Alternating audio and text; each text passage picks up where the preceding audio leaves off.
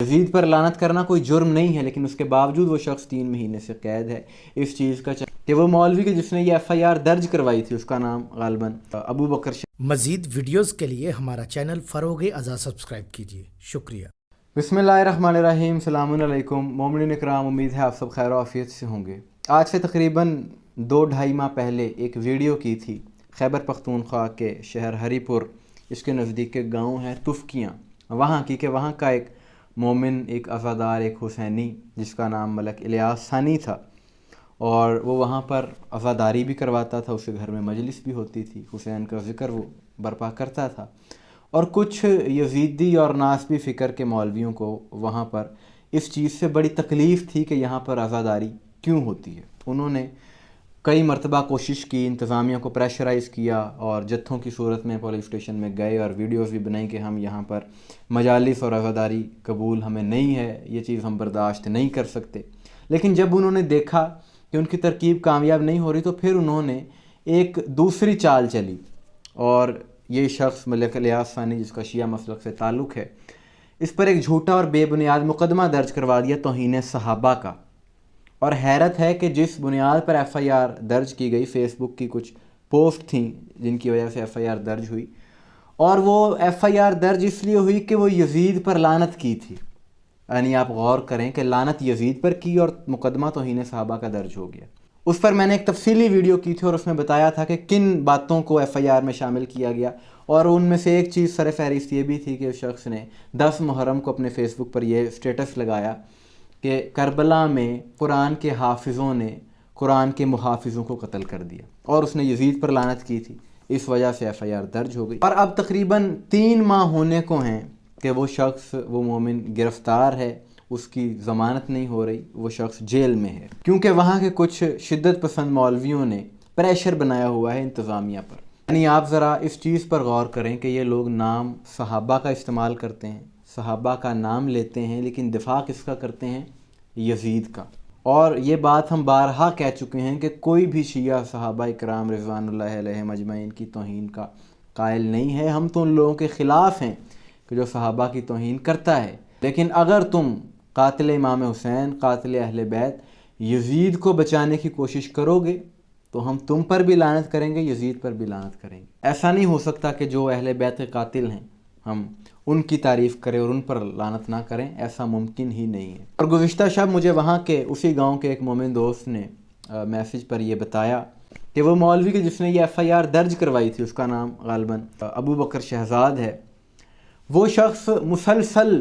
اس واقعے کے بعد شیعہ مسلک کے خلاف اپنے سوشل میڈیا پر مواد شیئر کرتا جا رہا تھا۔ توہین آمیز طریقے سے اس نے شیعہ عقائد کا بھی مذاق اڑایا۔ تو جب مومنین نے اس پر ایف آئی آر درج کروائی اور وہی دفعات لگیں کہ جو ملک الیاس ثانی کی ایف آئی آر میں تھیں، لیکن ہوا کیا؟ اس مولوی کو 1 دن میں ضمانت مل گئی،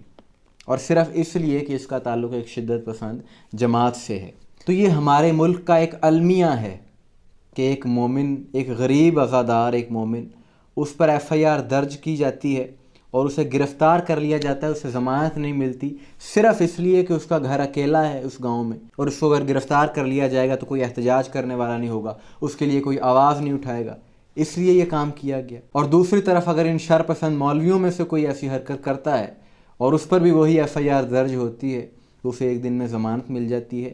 تو یہ نوعیت تو جنگل میں ہوتی ہے، جنگل میں ایسا قانون ہوتا ہے، لیکن الحمدللہ پاکستان ایک بہترین ریاست ہے، اور ہم امید کرتے ہیں کہ یہاں پر قانون کی بالادستی ہے اور قانون کی بالادستی رہے گی۔ اور ہم یہ ویڈیوز بنانے کا مقصد یہ ہے کہ ان ایشوز کو ہائی لائٹ کیا جائے، ان لوگوں کے لیے آواز اٹھائی جائے کہ جس نے کوئی جرم نہیں کیا۔ یزید پر لعنت کرنا کوئی جرم نہیں ہے، لیکن اس کے باوجود وہ شخص 3 مہینے سے قید ہے۔ اس چیز کا چاہیے حکومت کو کہ نوٹس لے، اور ایسے مقدمات جہاں بھی ہوتے ہیں کم از کم اس چیز کی پہلے مکمل تفتیش ہونی چاہیے کہ کیا یہ معاملہ ہوا بھی ہے یا نہیں، کیونکہ اکثر ایسا دیکھا گیا ہے، یہ کوئی پہلا واقعہ نہیں ہے، اپنے ذاتی مفاد حاصل کرنے کے لیے ایسے مقدمات بنائے جاتے ہیں۔ کہ ابھی کچھ ہی دن پہلے وزیر آباد میں ایسا واقعہ ہوا، وہاں پر توہین صحابہ کی ایف آئی آر درج ہوئی، جبکہ وہاں پر عمر ابن سعد پر لعنت کی گئی تھی۔ عمر ابن سعد یہ وہ بدبخت ہے کہ جو کربلا میں براہ راست امام حسین علیہ السلام کا مخالف تھا، سب سے پہلا تیر اس نے چلایا اور اس کو برا کہنے پر بھی FIR درج کر لی. تو وہاں پر بر وقت شیعہ علماء پہنچے اور انہوں نے اس چیز کو کلیئر کروایا. اور اب جو ہری پور کے گاؤں تفکیہ میں یہ واقعہ ہوا ہے یہ بھی آپ کے سامنے ہے, ساری صورتحال آپ کے سامنے ہے. تو ان ساری چیزوں سے یہ بات واضح ہو رہی ہے کہ ان مقدمات کا کس قدر ناجائز استعمال کیا جا رہا ہے. تو اس چیز کو ختم کرنے کی ضرورت ہے. یہ چیز فرقہ واریت کا باعث بن رہی ہے. اور وہ لوگ کہ جو واقعاً توہین کرتے ہیں, جن کی ویڈیوز موجود ہیں, ابھی حال ہی میں اسی ہفتے ایک مولوی جس کا نام مختار حیدری, اس نے جناب ابو طالب کے حوالے سے انتہائی نازیبا زبان استعمال کی اور ان پر کفر کا معاذ اللہ الزام لگایا. اس پر FIR بھی درج ہے لیکن ابھی تک وہ شخص گرفتار نہیں ہوا, بلکہ کچھ ناسبی مولوی اس کی حمایت کا اعلان کر رہے ہیں اور فیس بک پر اس کے پیج پر وہ ساری پوسٹیں لگائی جا رہی ہیں. تو انتظامیہ کو چاہیے کہ ایسے عناصر کے جو پاکستان کے امن کے دشمن ہیں, پاکستان میں فرقہ واریت پھیلاتے ہیں, ان کے خلاف کارروائی کی جائے اور قانون کی بالادستی ہونی چاہیے. یہ شدت پسند مولوی جو ہیں جو ریاست کو پریشرائز کرتے ہیں, یہ کہتے ہیں کہ اگر یہ کام نہ ہوا تو ہم یہ کر دیں گے, یہ تو سراسر قانون کی خلاف ورزی کر رہے ہیں. اور ریاست کا حق بنتا ہے کہ ان شدت پسندوں کو قابو کرے, کیونکہ یہ وہ لوگ ہیں کہ جو پاکستان کے امن کے دشمن ہیں, یہ اسلام دشمن عناصر ہیں, کیونکہ ان کے دلوں میں بغض اہل بیت ہے. صحابہ اکرام عظیم ہستیاں ہیں, ہمارا سلام ہو نبی پاک کے عظیم اور وفادار صحابہ اکرام پر. لیکن وہ لوگ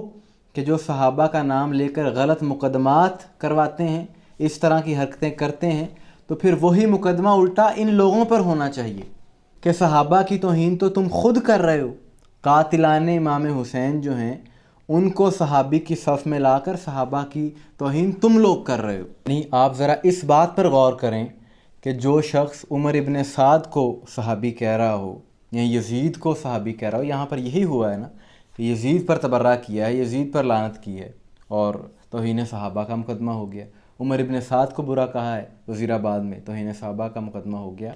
تو صحابہ کی توہین تو پھر یہ لوگ کر رہے ہیں کہ یزید اور عمر ابن سعد جو امام حسین علیہ السلام کے قتل میں ملوث تھے, یہ تو وہ شخصیات ہیں کہ جن کے بارے میں اہل سنت کی اپنی کتب میں سب کچھ لکھا ہے کہ یزید کا جو کردار ہے وہ تاریخ الخلفاء میں علامہ جلال الدین سیوطی نے لکھا کہ یہ ماں بہن بیٹی کے نکاح کو, ان سے نکاح کو جائز سمجھتا تھا. اسی طرح عمر ابن سعد کا ہے کہ وہ کس طرح اس نے دولت کے لالچ میں آ کر پہلا تیر اس نے چلایا. اس نے کہا گواہ رہنا, سب سے پہلا حسین کے خیام کی طرف تیر میں نے چلایا ہے. تو ان لوگوں کو پھر جب صحابہ کی صف میں لایا جائے گا تو پھر دنیا سمجھ جائے کہ ایسے عناصر کے جو ان کو بچانا چاہتے ہیں یہ دراصل یزیدی ہیں اور یہ یزید کا دفاع کرنا چاہتے ہیں صحابہ کے مقدس ناموں کی آڑ میں. انتہا پسندی کا یہ سلسلہ ختم ہونا چاہیے. ایسے عناصر کے جو ملک میں فرقہ واریت پھیلاتے ہیں, قانون کو اپنے ہاتھ میں لیتے ہیں, ان کے خلاف قانونی کارروائی ہونی چاہیے. جب یہ پابند سلاسل ہوں گے تب ہی پاکستان میں ترقی ہوگی, پاکستان خوشحال ہوگا, پاکستان میں امن قائم ہوگا. آپ کی اس بارے میں کیا رائے ہے کمنٹس میں ضرور بتائیے گا. مجھے دعاؤں میں یاد رکھیے گا. السلام علیکم ورحمۃ اللہ.